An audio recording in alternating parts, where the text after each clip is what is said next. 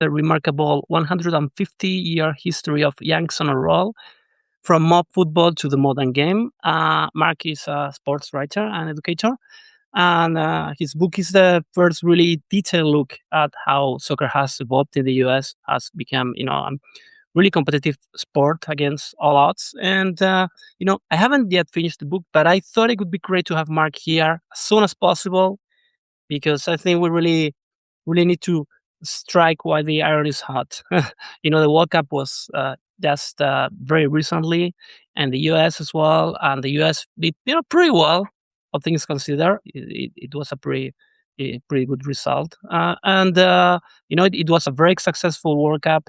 My country, Spain, won, which was to be expected, really. And this is a great discussion to have at this moment. So first of all, Mark, thanks for being here and welcome. And maybe you can introduce yourself to the audience and let us know what you do. Yes, David, and audience listeners, I'm delighted to be here.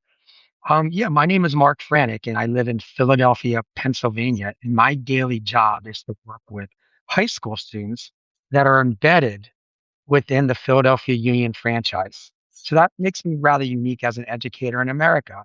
I get up every day, I drive to an MLS, Major League Soccer franchise, and I go to their academic school. Has nothing to do with the soccer side or the minutes, right? We're all educators by training. There's about 80 pre-professionals in the building that are trying and vying to become professional athletes, soccer athletes. So every day I have a front row seat with some of America's up and coming talents. And the school's only been around for 13 years, and it's been tremendously successful. For example, three members of the United States men's national team this summer hailed and graduated from our school. And we've had 105 caps already in the last decade. And that is remarkable for a school that didn't exist 13, 14 years ago. So my boss, and this gets a little bit of an introduction and we'll get into it. My boss, when I was hired 5 years ago, said, listen, this school's been around 7 or 8 years at that time. We're graduating kids that are going professional. Most of them are going to college, Division 1. So it's a win-win from the parents' perspective, but they don't really know much about the history of the game on our soil. Would you like to teach a class? And I was like, are you nuts? You're going to pay me to teach my regular classes, which I've been doing for 20 years. And now I get to design a course and teach to young people something that I'm very passionate about. I'm like, are you kidding me? Sure. And what I found though, when I started researching the books, American books written about our story, is that they were tremendously negative, okay, about our own story, oftentimes complained about all the missteps we had, which we had, but they're negative and just fragmented. Maybe they would only follow the MLS or the death of the NASL. There wasn't a real, true, genuine story that tried to teach our story that's over 150 years old. And of course, didn't stay away from some of the dumb times we turned the gun on our foot and shot the ball. We've done a lot of stupid things as Americans, but just basically tried to remain above the fray and say, this is our positive story. Let's embrace it, warts and all, and let's get on board and in the soccer tent and realizing that, yeah, soccer in America is on the rise, and there's always many more things to admire about soccer in America and to despise. And that eventually became the book, 3 years of research for this positive American foundational book. Mhm. That's great. And can you tell us a little bit more about this school? How does it work, the feeding system? Because I think that's one of the key differences, right, between the way soccer is played in the US and in Europe. As you know, European clubs basically they scout for kids who are as young as 10, and you may be in the system for Real Madrid since you are like 10, 11, 12, right? And then you go up the ladder, and then in the end you become a player for the first team, or the B side, or the reserves, or whatever. But it's completely different in the US, right? Right.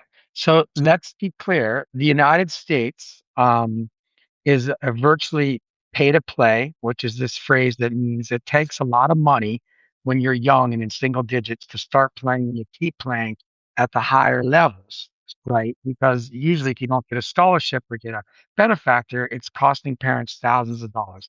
That conversation has taken the wind out of soccer commentary for decades. We know that this is an issue. What my school does, okay, it's completely different and unique within North America, and for that matter, is unique among European clubs. Every year, we have soccer VIPs from across the pond coming to our school. It's one school within one MLS club of the 30 MLS clubs, so it's unique. And we've had soccer VIPs coming over because we figured out a way to do it really well that works for us and our community.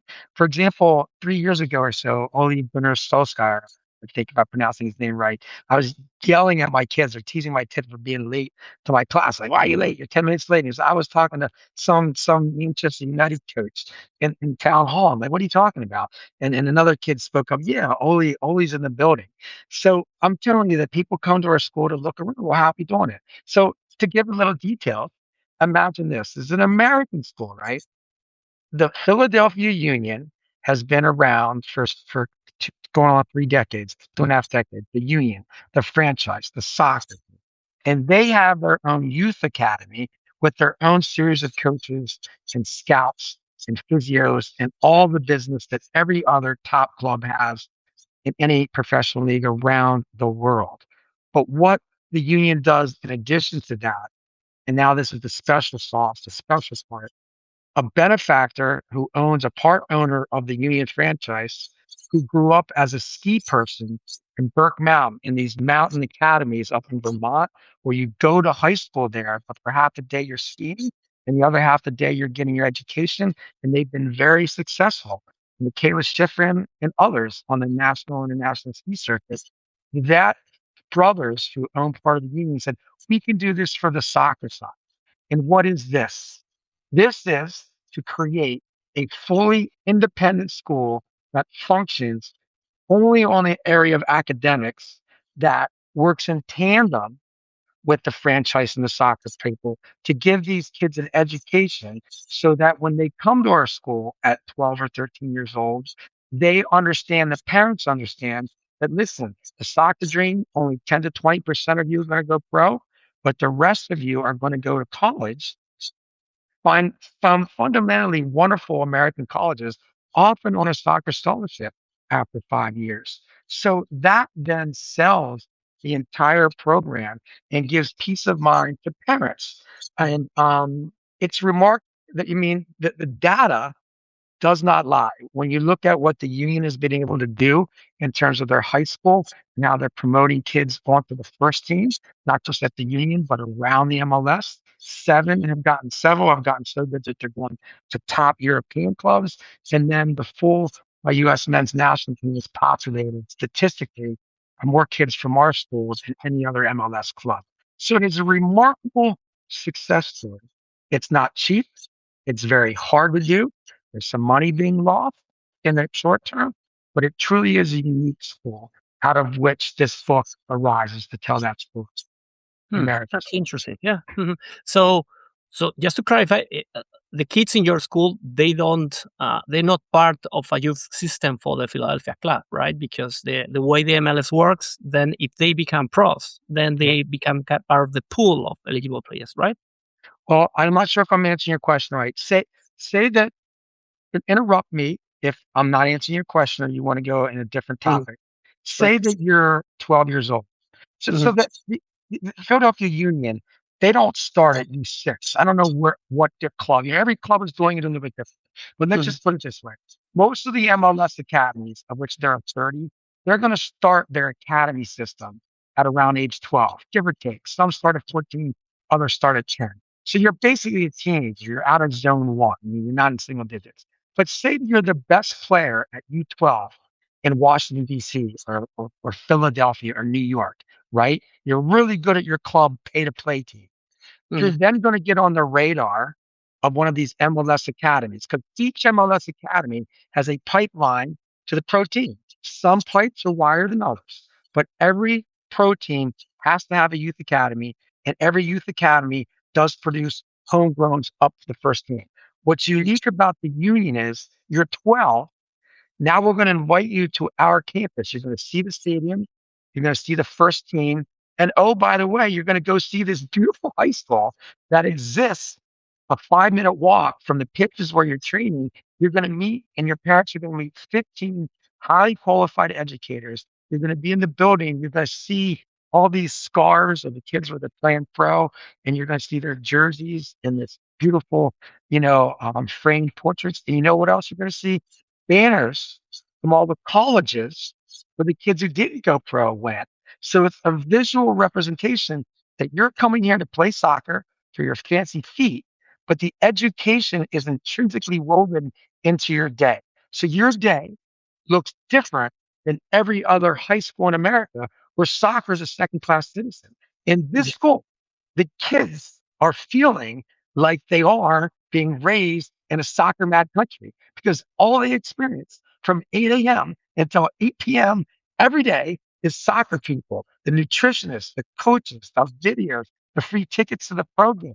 They see their pros playing in adjacent field and they're playing video games that are all soccer related. They never have to feel like soccer is unimportant or that the dream is unattainable because they can literally see kids a couple years older than them play pro that used to be in the same classroom as them.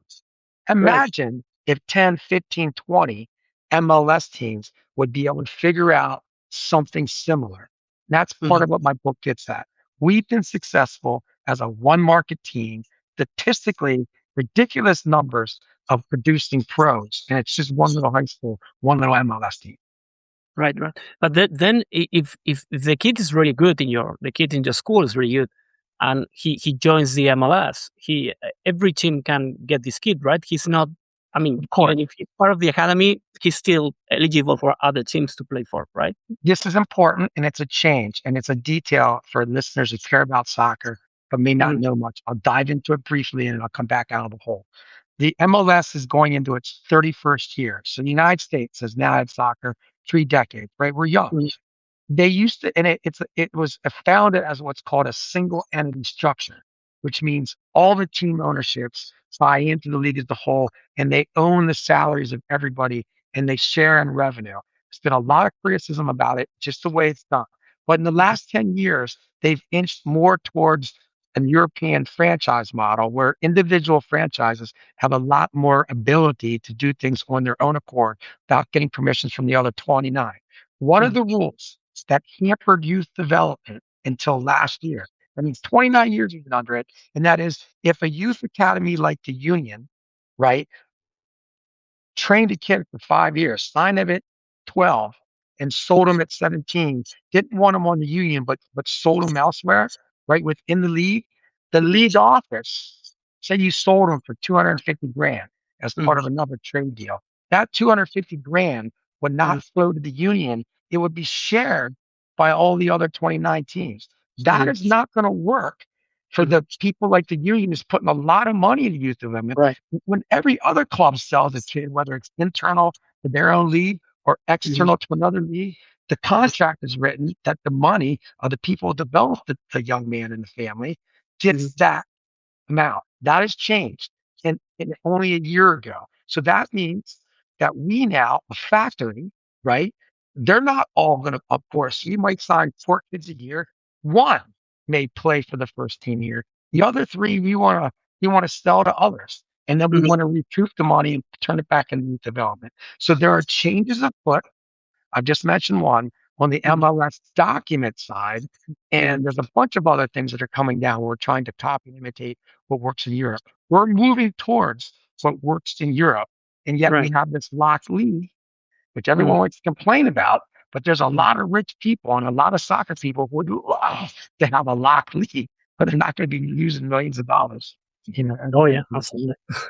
Yeah, well, we have a lot of people here listening to us now, watching us, and roughly about half of my audience is American and half is non-American. So I should explain for the Americans and the non-Americans the biggest difference between the way soccer works in the U.S. and Yes. the way it works elsewhere, mostly in Europe, but also Latin America, is that you get the kid very young and the kid is yours, right? If say my eldest, he trained for both Real Madrid. He tried. for both Real Madrid and Atletico, right? When we moved from Singapore to Madrid, right? He was Hmm. like one of the best players in Singapore, which is not a big fit, to be honest. Okay. Then he tried for Atletico and he tried for Real Madrid. They both rejected Maquette. So Maquette, in the end, he's not going to stay to be an engineer. But the thing is, if they get him, now he's there's for life, right? So he's gonna go through the system, and then he's gonna end up in the first team or not. He's gonna be sold, but whichever money Atletico or Real Madrid recoup from the sale is theirs alone, right? Theirs and the taxman alone, and that's the way it works everywhere. That's why you have all these competitive systems in Europe where people are looking for the youngest possible kids everywhere, and you had to set up rules to stop to stop clubs from poaching players in deep in sub-Saharan Africa and in South America when they were like 13, because it did happen that a lot of kids were brought from, third world countries. And then, they were good and then they weren't so good. And then by the time they're 17, maybe they're out in the street because, they weren't good enough to become professionals, which is happens a lot. Most people are not good enough to become a professional in a sport because sports are very competitive.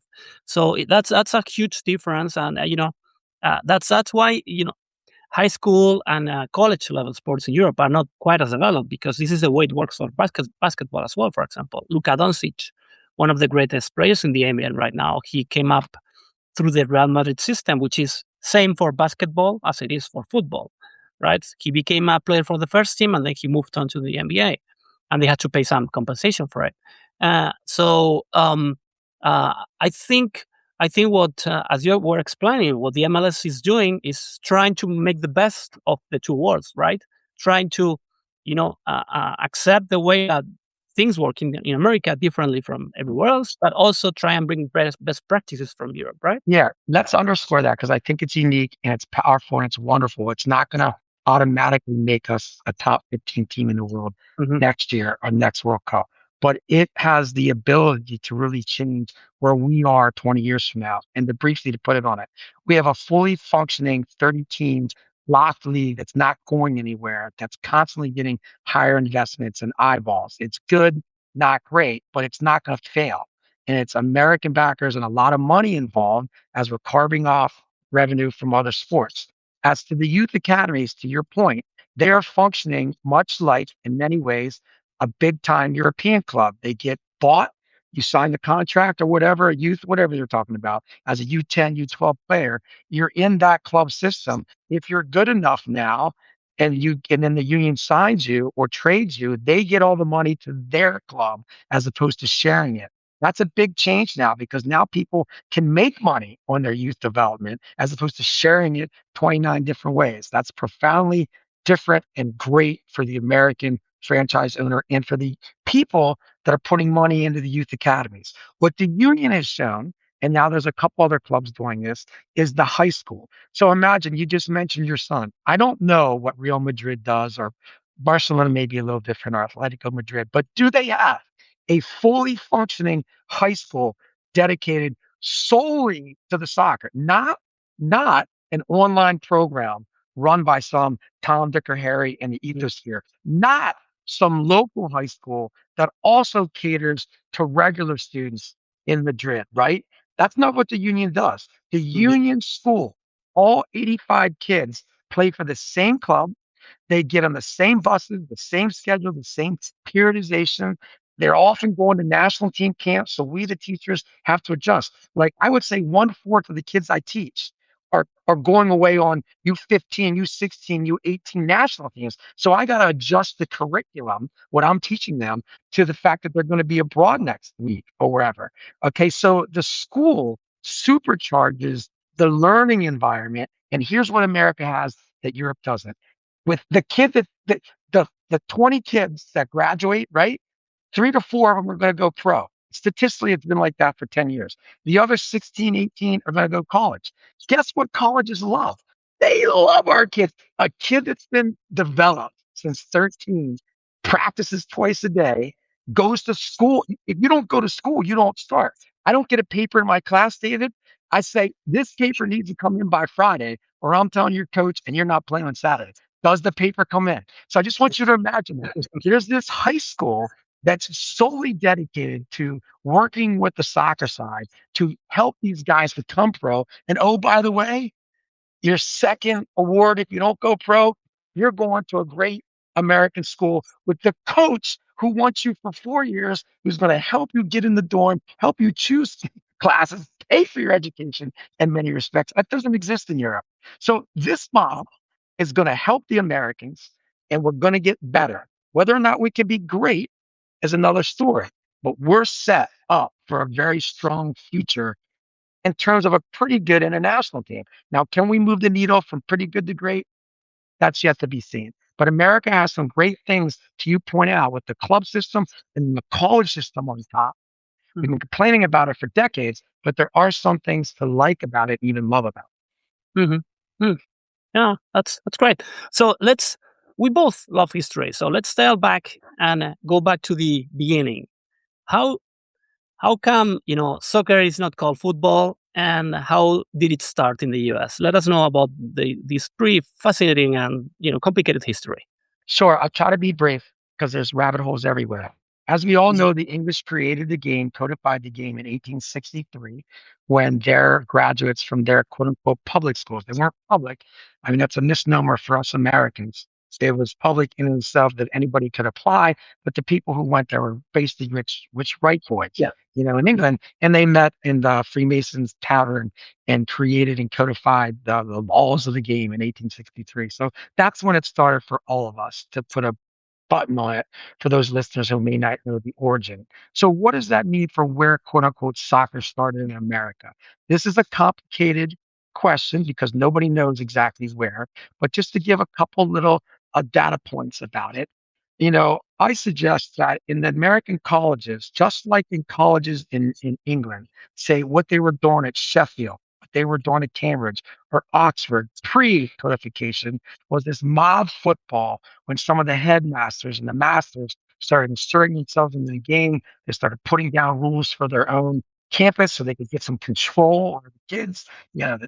Each class, each grade had to have some rules when they were going to play. There's certain rules about where you can play on campus. That kind of rule making, and whether you're going to be more of a carrying the ball proto rugby school or more of a kicking school. There's all this stuff that David Goldblatt and a whole bunch of other authors have written down quite well and recorded. Well, similar things are going on in America. If you look at our best colleges on the East Coast, like the University of Pennsylvania or Yale or Harvard, all these East Coast colleges were doing something similar. The problem that we had, which is a big one, is in the 1860s, we were engulfed in a civil war.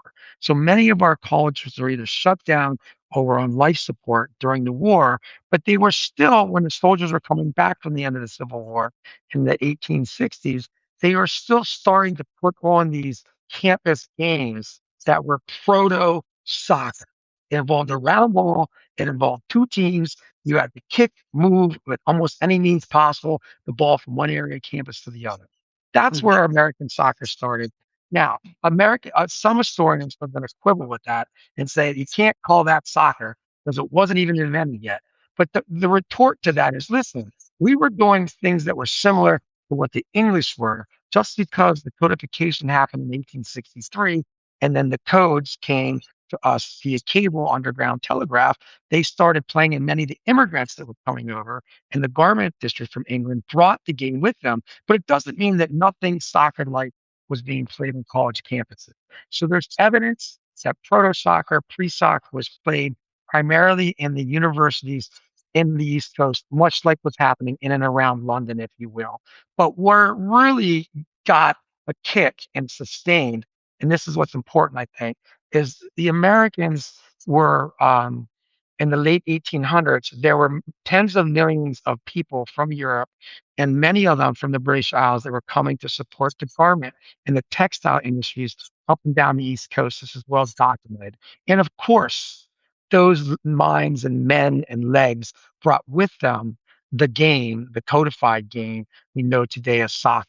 And that's where it was kept alive in America in the late 1800s, primarily by immigrants that were coming over to work Mhm. in the textiles industry of the United States. Mhm. Right, And I it see. almost died out. This is brief.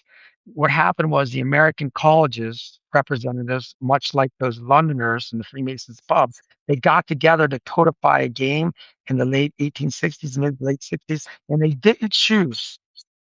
did not choose lock, stock, and barrel, the laws of the game. They didn't want to choose the foreign game. They started to create their own, which became gridiron football. But at the time, gridiron football, American football, didn't exist. It didn't look like gridiron until about 1905. So I just want Mhm. you to go back in the 1870s. They kind of created a code that was quasi rugby, quasi soccer, and that Right. evolved more towards gridiron. But it Yeah. didn't mean that there was no soccer being played in America.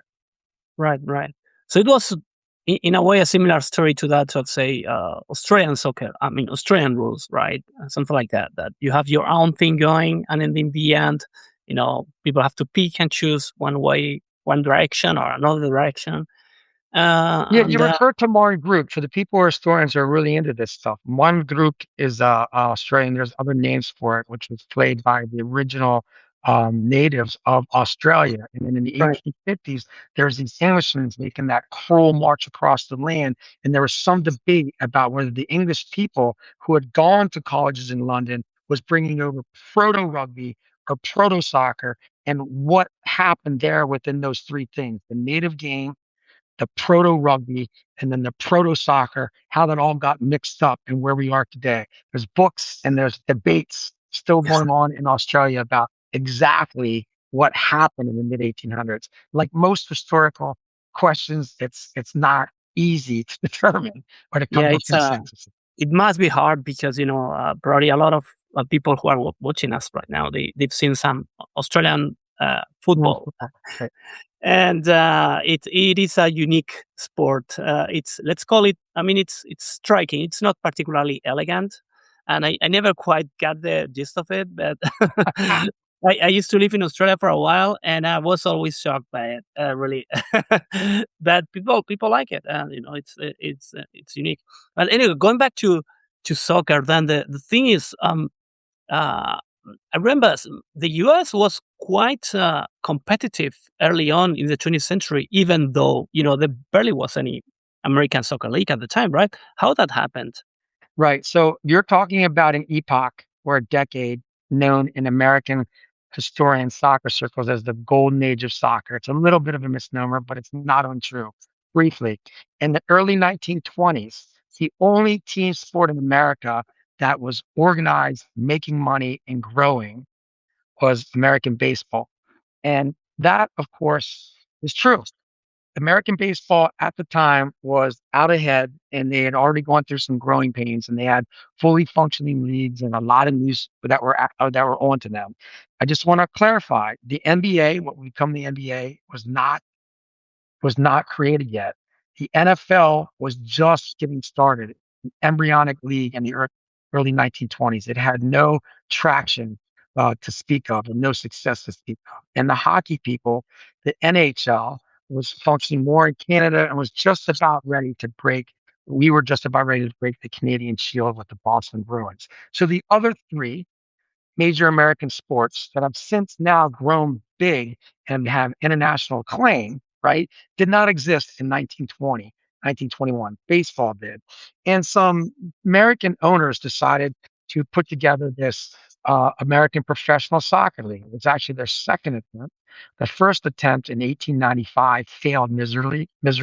It only lasted a couple weeks. They tried to use the outfield of baseball parks, died on the vine before it made the first winner. So we're not going to really count that. And now in 1921, we have a circuit in North America on the East Coast, roughly from Philadelphia on up to Kearney, New Jersey, New York City, Brooklyn, Pawtucket, Rhode Island, up into Boston. That 250 mile circuit created this professional league, and they call it the American Soccer League, the only league in the world to have the first league in the world to have the word soccer.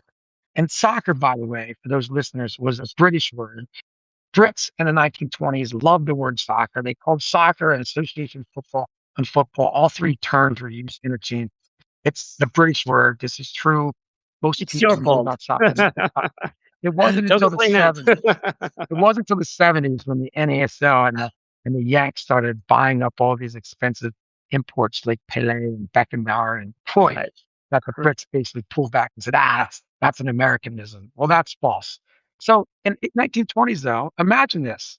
You have one fully professional league, the baseball people. You have this new league that starts up in 1921 on that corridor, and you had to pay a bond. You had to show up on time. You had to travel by early Model T car or a train or horse and buggy, and you had to go to these games, and it was fairly successful. It grew steadily from 1921, and in about the 1925 to 1926, league owners, team owners are starting to make money. And this is curious and a fact. They started recruiting better players from across the pond, primarily in the British Isles, mostly Scots, but some English and some Irish. And to come to the league, and they would pay them 3 to 4 times more money than their wage bill that they were in England. They would bring him over here. So the league in the mid 20s was on its way to be quite successful. It's not to say that the league was better than the European leagues, but it was producing weekly, monthly soccer games at some of these high-end games that was pretty good. And some of the Mhm. players that they were grabbing and stealing for Europe were still in their prime. And it caused the Brits to label this the American menace. That's a phrase in the papers of the time, the American menace. They said if you go to America, you can't come back and play. But there was nothing to stop a man and his family from getting on a steamship and coming to America in the mid to late 20s if he Mhm. could get paid 3 times more than his combination stock wage and his factory wage. And the league was on its way to put America on the international stage with some of the other great leagues in the world until two things happened. That's what put a button on it. People may recall that in the late 20s, you had the Great Depression, which struck at the fan base, primarily of blue collar people all over the world. But in America, it went right to the wallets of the fans that were coming out to support these teams. And then you had another rival league that some baseball owners tried to start. It was really stupid in their 8th year. So because of the 1-2 punch of a dumb rival league and the Great Depression, American soccer really got punched to the canvas. It didn't die on the canvas, but it took a while to struggle up the ropes again. But for 10 years there, the Yanks are on pace to join soccer internationally. Mhm. Yeah, and the actually the results of the U.S. soccer team were pretty good at the time. I seem to recall the U.S. was fourth in 1950 World Cup. Yeah, Something. 1930. Well, let's be clear for historians in case some historians are listening. This is an interesting. Readers viewers may know that the first World Cup was in 1930. Hmm. FIFA had taken the reins from the Olympics to now Hmm. put on their own tournament that was now for any type of player, professional or amateur. Whole other story about the Olympics, how we moved from amateur to professional. But FIFA takes the reins from the Olympic Committee and now puts on its first true international tournament in Uruguay, Montenegro. Now, what was going on in America for the last 10 years? This is what most Americans don't even understand. We had a fully functioning, right, 10 to 14 team league all up and down the East Coast that were bringing in some foreigners, but every team had Americans on it. Some of the crowds for late round cup games and rivalries, 10, 15, 18,000 people, paying fans to watch an American soccer game in Falls River, New Jersey in 1928, right? Well, who then made up the United States national team in 1930 were young men who had been playing professionally. Now, listen, the Olympics, people might recall, we had Olympics in 1920, 1924, 1928, but you weren't supposed to play professionals. And the Americans actually honored that rule, right? This is another great story. The Argentinians didn't, and several other teams did not, but the Americans constantly took non-professionals, so they weren't in the ASL. And we got slaughtered in 1924. We didn't even go in 1920. 1924, 28, the Americans sunk it up. So when Right. the true professionals that arrived in Montevideo were fully professional soccer players. And here's another thing. There were Americans. Mhm. Yes, half of them were born in America. The others that weren't born in America were already American citizens. And we came in third in that World Cup, third out of 12 12 teams, I think. He Mhm. lost to Argentina in the semifinal match, but then was Mhm. honored third place because of point differential. And that what could have happened if the ASL, instead of getting knocked to the canvas, would have been able to grow like more of the other world countries that weren't interrupted by these 1-2 punch. So yeah, it was a what if story. But the Yanks Oh, did very well in 1930. definitely. Yeah, yeah, absolutely. Yeah. You know that these were the World Cups where, Uruguay, for example, they got two World Cups at the time. The other ones, well, no, they got one, and then the one in 1950, the Maracanazo, which was it's one of the most famous for those who are not familiar with the history of global soccer. The 1950 final in Rio de Janeiro, I believe it was Rio de Janeiro It in the was in Rio, in the yeah, Maracanazo. I think he yeah, referred it to it was as the Maracanazo. yeah I'm Maracanazo, probably yeah, mispronouncing it, but it was the just biggest shock in soccer history. Everyone was certain it would have been one of these poly market 99% chance of Brazil winning, 1% for Uruguay, and Uruguay won. yeah.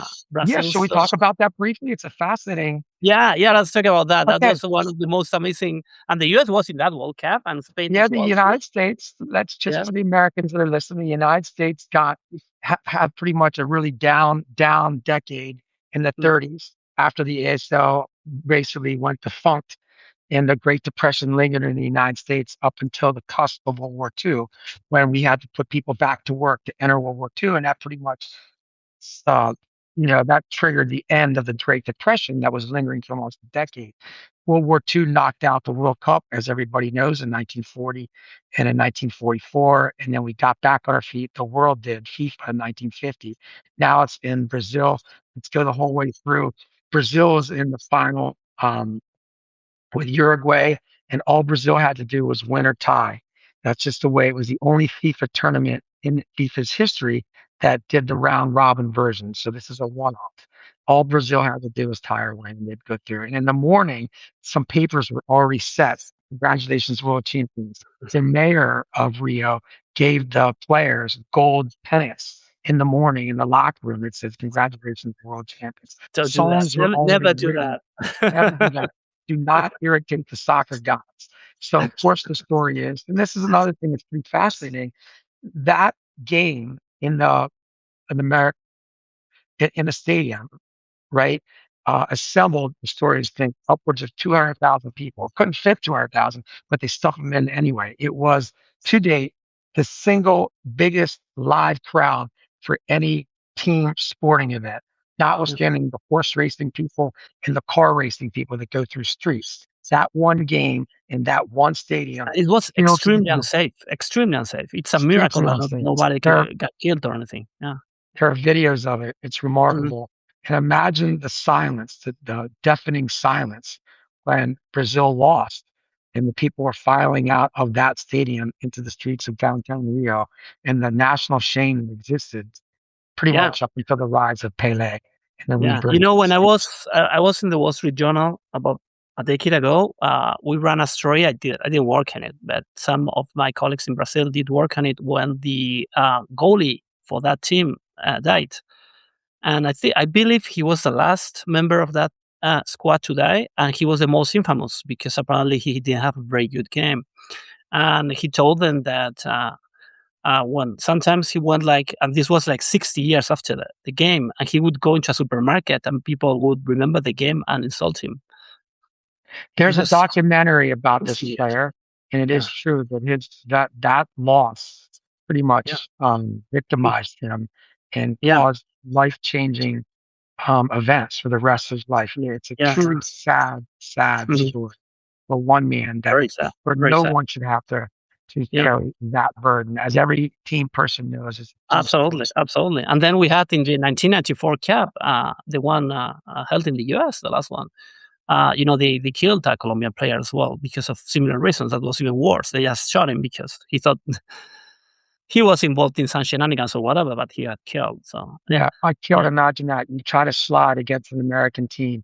You mm, try to slide to prevent the cross from coming, and your outstretched boot puts the ball in the one place on earth you don't want it to go. You yeah, get your team does not go on to the group stage, and you can an mm, apology to to your country, you apologize for it, and 2 weeks later, back when you're out in Medellin, Mhm. Colombia, you're killed, shot 6 times. The Yeah, circumstances are relatively murky, but the consensus mostly is that he was probably murdered because of that yeah, particular one act. That, of course, was not his fault. It's just yeah. soccer. Right, right. But on a more optimistic note, I would say the overarching point here is that there was all these missed chances for the US to really win one World Cup at the time. It would have changed history, I believe, because I was before raising the example of Uruguay. Uruguay won 2 World Cups, and then soccer became Uruguay's thing, right? So it became like this is our thing. This is the one thing that everyone is gonna know Uruguay for. I mean, that would never happen with the US because the US has so many other things going for it, right? It will never be, well, soccer is our thing. Uruguay is a much, much smaller country and much less known than the US is. But still, it makes a difference when you get to win and then kids say, oh, we are world champions or we were world champions once and we can still be, right? And in the end, history didn't work that way. And in the end, soccer kind of waned and it only went back to the US in 1968, right? As you write in the book. Right. So briefly, once the ASL died out in about 1931, mostly because of this one-two punch known as the internal soccer war with the Hmm. stupid rival league and then the lingering effects of the Great Depression, which really went, as I said, to the wallets and the fan bases, man. And it just really just killed blue collar America. And the baseball was even affected, but they managed to get through. Then you flash forward into 1950, we have this one glorious moment where the Yanks beat the Three Lions, England, and Belo Horizonte. But then we, the Yanks, lost all of our other group games and ended up exactly where everybody thought we would end up. Pretty much in last place in the group, and we're out. So you come back in 1951, 52 in America, and what's happening? There is no professional league. They have maybe semi-professional leagues operating on the east and west coast. They're paying players a couple $100, immigrant friendly. You have some of the best players that are young going on to college, maybe St. Louis and some of the better colleges at the time. But listen, briefly, college can't compete with any. College had all these rules. You can only play a certain amount of games. You can only practice a certain amount of hours because we wanted to protect the student athlete. So Yeah. I'm sure there are a lot of well-meaning people in the 50s, 60s, 70s, and 80s in colleges, but college is not ever going to be able to produce any type of soccer player in comparison to what a professional team in a professional league in a foreign country is doing. So the 50s and 60s in America was often described as the desert or the so-called dark ages for American soccer because there was no fully functioning professional league. And you did mention the rise of what we call the North American Soccer League, the NASL. Now imagine this, if you're an American and you're an American with deep pockets, you watch the 1966 World Cup, and after you get through the pickles debacle where the Brits, lost the trophy, got stolen, and finally Pickles finds it in a bag near a hedge.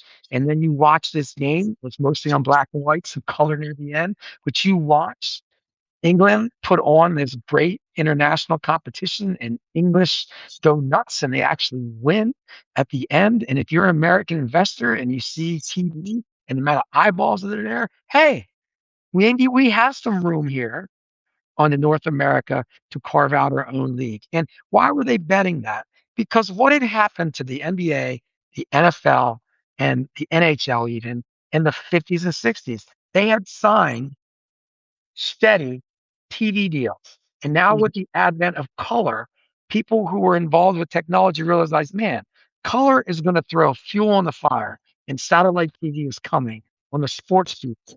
And the problem, though, was three other sports were already not just ahead, but way out ahead of the soccer people. So Mhm. that's something that is important to understand. Well, why Americans don't? I said, well, listen, for decades, the entire eyeball and the epicenter of the American sporting consciousness Mhm. was following gridiron college and then NFL was taken off and would eventually eclipse baseball. And Mhm. then you have the NHL bubbling in the background. So Right. yeah, soccer was always in the fourth seat, so to speak. And then Mhm. briefly, the NASL, the challenge with the NASL from the beginning in 1968, 69, after they ironed out some differences, and its sprint to 1984 never, never catered to the American player. It was a foreign league that was basically brought foreigners um, in great numbers statistically. In fact, Yeah. very few teams were ever playing more than three Americans, which they were only doing because of Mm. a quota Yeah. system. It was never going to Yeah. work. And not one of them, not one NASL team established a fully functioning youth academy. Yeah. There's Even no even way though that this league yeah. was going to work. No, even though they had great players. They brought, Pelé, Johan Cruyff, right? They Sure. were at the end of their careers, but they were still pretty great players. Now, Leo Messi is working out pretty well. I mean, he's done 2 finals as the, star of the, Major League Soccer, right? So, Yeah, uh, but again, and mhm, we're probably running out of time here, but remember, just briefly, imagine Messi right now. No, not mhm, imagine. Watch Messi play for Inter Miami, making tons of money on revenue deals. Inter Miami Stadium just opened 6 months ago. It's glorious. A World Cup game was played there. It's all for soccer, you know. But now go back to the NASL. Pele. Pele comes over and he's playing with Beckenbauer and Cruyff and 20 or 30 other of these international pros in these cavernous, giant gridiron football stadiums with stupid turf with lines everywhere. It was a bad look all around. It was never going to work.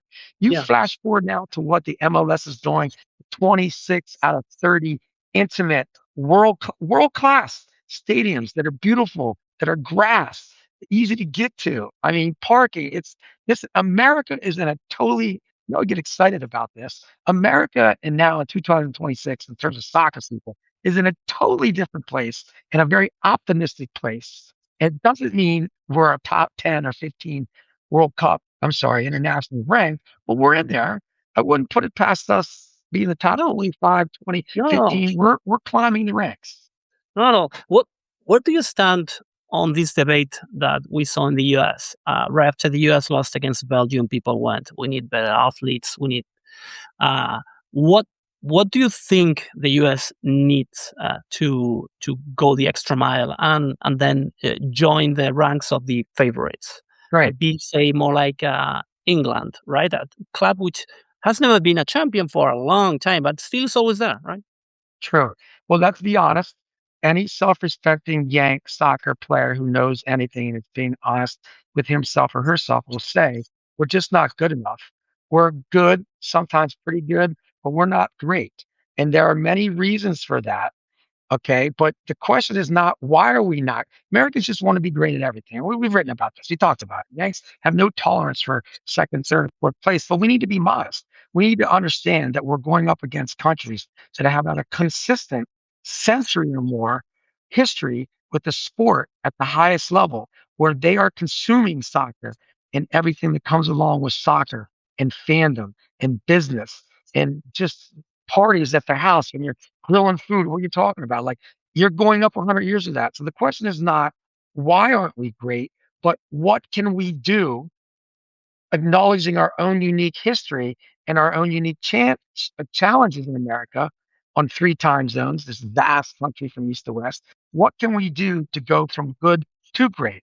And that's a couple things here. There isn't one single thing because if it were, we would have already done it. Okay.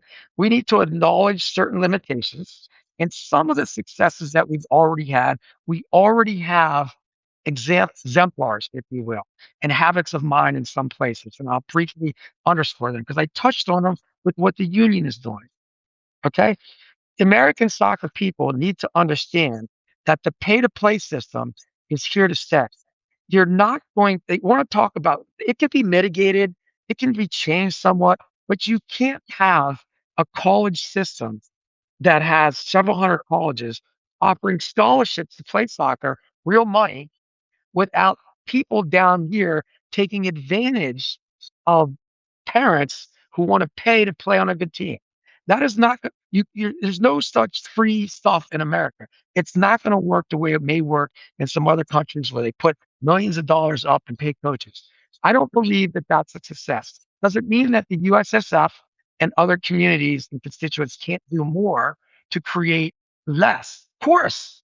And MLS is doing this already. MLS briefly is one example. An example, it works. In order to play in an MLS Next Youth Academy, in order to play, and you're a non-MLS team, you have to demonstrate that one of your players in your system is on a scholarship, right?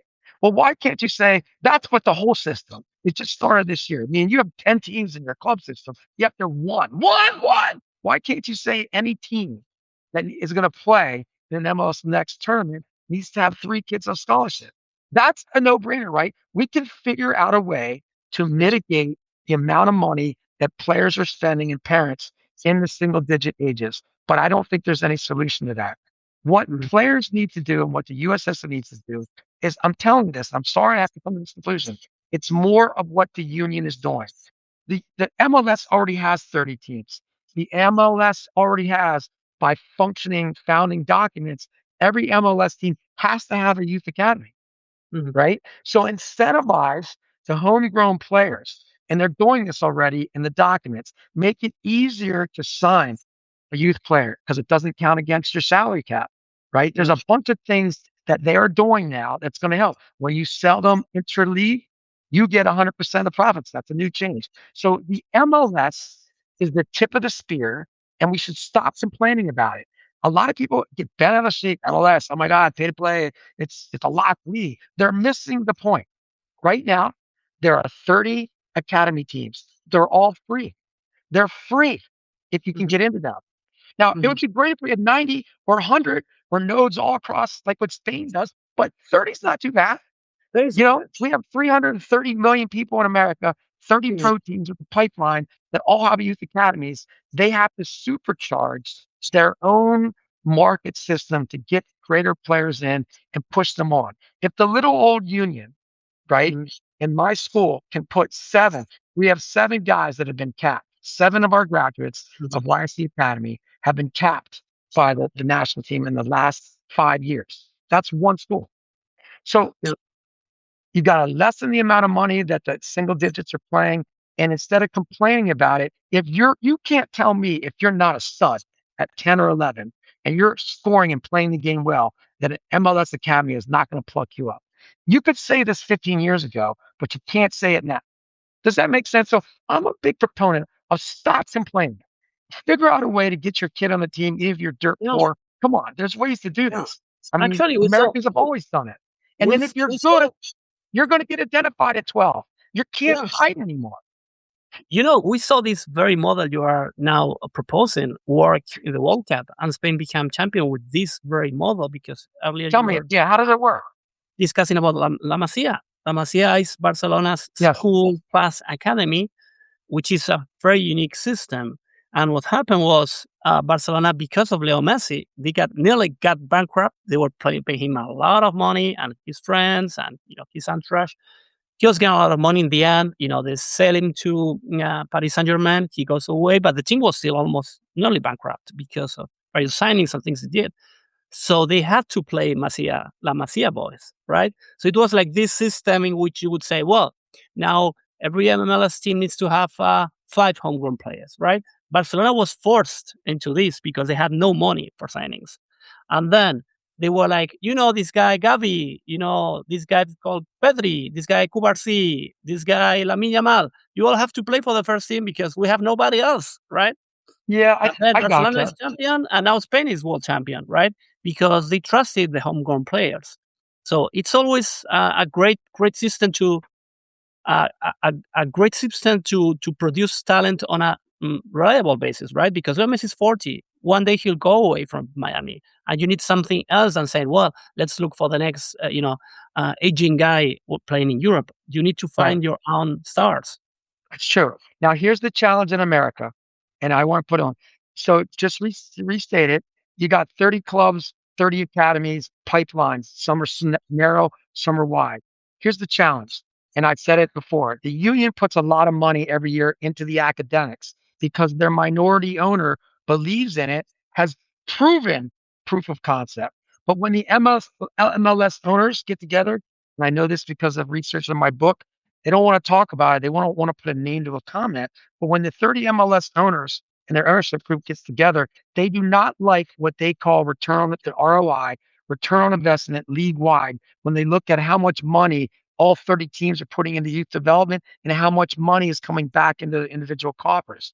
And then they would rather buy for $4 million a Latin American player or a European player instead of investing the 2 million a year that it costs to create a youth academy. It's easier, but and then they ride that player for a couple of years and they're right back to where they started.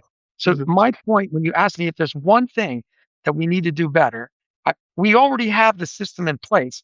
We already have great facilities. We have great athletes. We just don't have them continuing up in the soccer until they're 18 or 20. What you need is the ownership groups to realize that in addition to investing, listen, here's what I would say if you got the DIPs, Arthur Blanks, all these guys that have put a lot of money, the Kraft investment group, Crafts, running New England football team, all these millionaire owners who've done great things on the stadium infrastructure side. Congratulations, guys. You've done a great job in the last 30 years in these soccer specific intimate stadiums, and you'll be rewarded by fans. Now we need your help on the human side of youth development. And it will pay off. It's not going to pay off this year. You guys need to look to the future.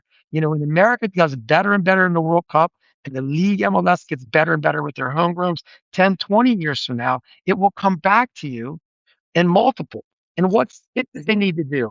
They need to take seriously their youth academies and look to the long term because American youth development is going to be owned primarily. We still have a lot of really good independent clubs that are doing some great things too. But the gist of it, the main inertia of it is being owned and broadcast by the youth academies. That's where more money needs to be put in and more development and coaching and systems of identifying players in single digits. And you don't need to start in 50 states. Start with Mhm. the 30 already pro stadiums where the kids are playing on a youth field a mile away and then go to the stadium on the weekends to watch their older friends play. Right. But money in that area of youth development is the frontier that America needs to tackle. Good, good, good. Okay, so I was planning to ask you one last question because we end, but I don't think I'm gonna ask you for a question. I'm gonna ask you for a prediction. So we are, both aging. Do you think we'll see the U.S. win the World Cup within our lifetimes? See, Just that's a need, tough you just question. need to commit to it. I have this discussion. Can we talk briefly and then we'll get done? It won't be long. This is a tough one to answer because you and I have lots of soccer friends, lots of football friends, right? And when you talk about this particular topic, Um, I have some friends who know soccer just as well as me, if not more, at various levels, whether they're financially in the game or they're ex-players. They laugh at this question. America will never win a World Cup in our lifetime or anybody else's lifetime. And I don't disrespect that opinion. But I, as an educator, and the research I've done for this book, do not ascribe to that, although I do respect how extremely difficult it would be for the United States to win a World Cup in 30 years. I will say this. I don't think the United States can or will win a World Cup anytime soon in the next 10 to 20 years. We're just not good enough. And even if a lot of things align, some of the things that we just talked about with the youth money being poured into it, we're going to take a couple decades to get there. But I will never say never because I'm an American and I'm an optimist and I'm a teacher. And I've seen, most importantly, how good one club that pumps out has 80 students in it a year, graduating 20 every year, how good one club has gotten by totally immersing youth Americans in a soccer and an academic environment that creates a flywheel for excellence. And if one club can do what the union has done, why not five or 10? And why not a chance that we can get into a final eight or final four? So, yes, I do think the United States can win a World Cup in our lifetime. And I believe that in my heart of hearts, but it will be extremely difficult and we're going to need a lot of luck. Excellent. I think I'm a bit more optimistic than you are. I don't think you are quite as far, really. I think soccer is a sport, of high variance. Lots of things can happen in a World Cup, and we saw Croatia making the final for 8 years ago. So Yeah, But it produces Morocco, unique right? data. There's not that many that have been able to climb. That briefly for These the are teams listeners, which are roughly the there's a same kind of. couple. There's a Yeah, couple. so I it's don't not count impossible. Japan where they have the home field advantage. Even though the J League's been doing great. I think to your point, of the 211 federations that are under FIFA's umbrella, Mhm. you're going to have the top 20 don't really change all that. You may have someone dip in and out, but who's consistently able to break in the top 10 or 12? It's Mhm. only happened a couple of times. So it It's is very hard. But I think it's great that a European and a Spanish guy like you believes in the Yanks somewhat. I do I do, too. I do. I'm a big believer in Americans. You know, when you guys focus on something, I know you guys know how to get it done. So Yeah. yeah, excellent. Well, Mark, thanks a lot for being here. It's been a pleasure. And thank And you for any listeners who are around and want to read the yeah, book. It's a positive foundations yeah. book. I used to write Again, op-eds for the please, newspapers. yeah, So it please goes remind us fast. It goes of the fast. title of the book for the listeners. The book Yeah, is I don't know if you can see it. It's American American Soccer Soccer Nation. Nation. American Soccer Yes, Nation, the remarkable 150-year history of Yanks on a roll. excellent. Well, thank you very much. I'll see you Thank, the next one. Yeah, thank you very much, David. Good luck to you and all the listeners. bye bye. Bye bye.